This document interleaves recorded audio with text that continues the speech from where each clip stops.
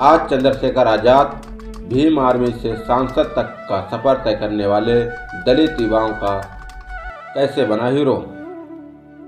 आप बने रहिए हमारे साथ इस वीडियो में अंत तक, जिससे आपको सही से समझ में आ सके।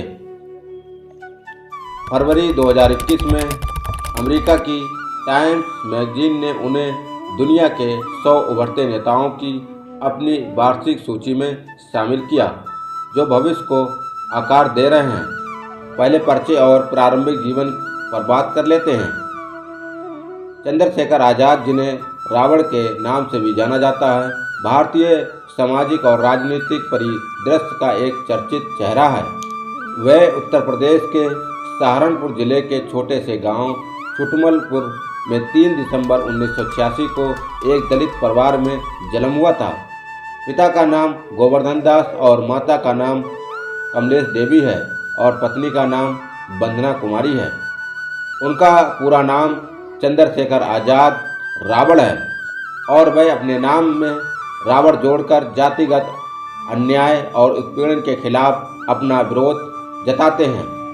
बचपन से ही वह अन्याय के खिलाफ खड़े होने और सामाजिक परिवर्तन की इच्छा रखते थे।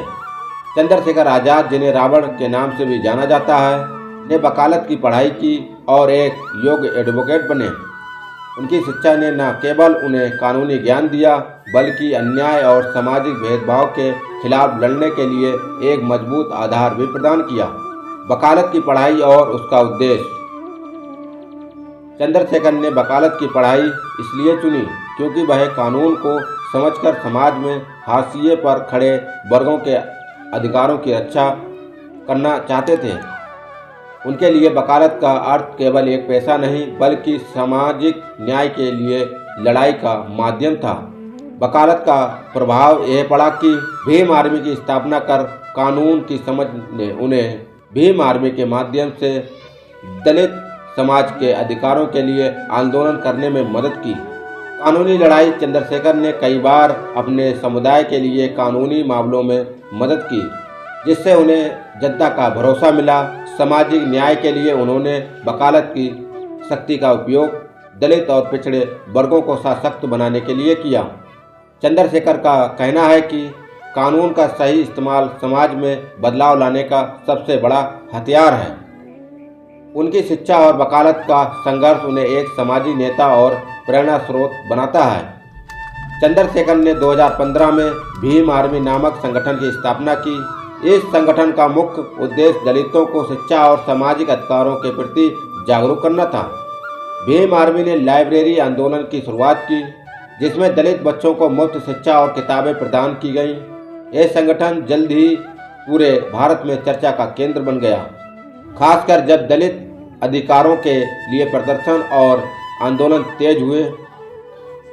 चंद्रशेखर आज़ाद ने अपने गांव छुटमलपुर के पास में एक बड़ा और साहसी कदम उठाते हुए द ग्रेट चमार ग्राम घड़कोली आपका हार्दिक अभिनंदन करता है का बैनर लगवाया था। यह कदम उन्होंने 2017 में उठाया था, जब वह दलित समाज के स्वाभिमान और अधिकारों को लेकर मुखर हो रहे थे। ग्रेट चमार का संदेश, जो जातिगत भेदभाव और असमानता के खिलाफ चंद्रशेखर की सोच और विरोध को दर्शाता था।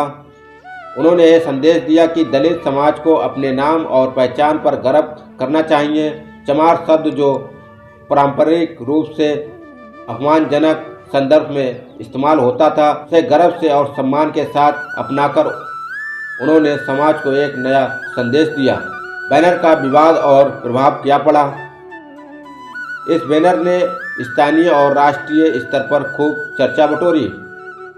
विवाद यह हुआ कि जातिवादी संगठनों और व्यक्तियों ने इसका विरोध किया और इसे भड़काऊ कदम बताया, जिसका प्रभाव यह पड़ा कि वहीं दलित समाज के लिए यह गर्व और स्वाभिमान का प्रतीक बन गया। यह कदम दलितों के भीतर आत्मसम्मान और अधिकारों के लिए जागरूकता बढ़ाने का कार्य बन गया। चंद्रशेखर का कहना था, अगर दूसरी जातियों के लोग अपनी पहचान को गर्व से दिखा सकते हैं, तो चमार समाज क्यों नहीं। हमें अपने अतीत से शर्माने की ज़रूरत नहीं। यह घटना उनकी सोच और आंदोलन का एक महत्वपूर्ण हिस्सा बनी, जिसने उनके समर्थकों के बीच उन्हें एक मजबूत नेता के रूप में स्थापित किया। चंद्रशेखर ने एक बार द ग्रेट चमार का नारा दिया, जो समाज में बड़ा विवाद बन गया। इस नारे के जरिए वह दलित समुदाय को उनके अधिकारों के लिए गर्व से खड़े होने का संदेश देना चाहते थे। हालांकि इस पर कई आलोचनाएं भी हुई। चंद्रशेखर ने स्पष्ट किया कि उनका उद्देश्य जातिगत असमानता को खत्म करना और दलित समाज में आत्मसम्मान पैदा करना था। 2017 में सहारनपुर में जातीय हिंसा भड़कने के बाद चंद्रशेखर को गिरफ्तार किया गया। उन्हें राष्ट्रीय सुरक्षा कानून NSA के तहत जेल भेजा गया। उन्होंने जेल में लगभग 16 महीने बिताए। इस दौरान भीम आर्मी ने उनके नेतृत्व में अपनी गतिविधियां जारी रखी। जेल से बाहर आने के बाद चंद्रशेखर का कहना था, जेल मुझे तोड़ नहीं सकती बल्कि और मजबूत बना सकती है। राजनीतिक सफर और लोकसभा चुनाव। चंद्रशेखर ने राजनीति में कदम रखा और आज़ाद समाज पार्टी की स्थापना की। 2024 में उत्तर प्रदेश के नगीना सीट से भारी बहुमत से जीत हासिल की और सांसद बन गए। उन्होंने दलित, पिछड़े और अल्पसंख्यक समुदाय के अधिकारों की आवाज़ को संसद तक ले जाने का वादा किया। चंद्रशेखर का राजनीतिक सफर आसान नहीं था, लेकिन उनके समर्थकों का कहना है कि वह अपने संघर्षों और साहस के कारण समाज के लिए एक मिसाल बने हैं। चंद्रशेखर के प्रभाव और विरासत में बात की जाए तो चंद्रशेखर आज़ाद ने भारतीय राजनीति में सामाजिक न्याय और समानता की नई उम्मीद जगाई है। उनकी कहानी न केवल दलित समुदाय बल्कि हर उस व्यक्ति के लिए प्रेरणा है जो अन्याय के खिलाफ खड़ा होना चाहता है।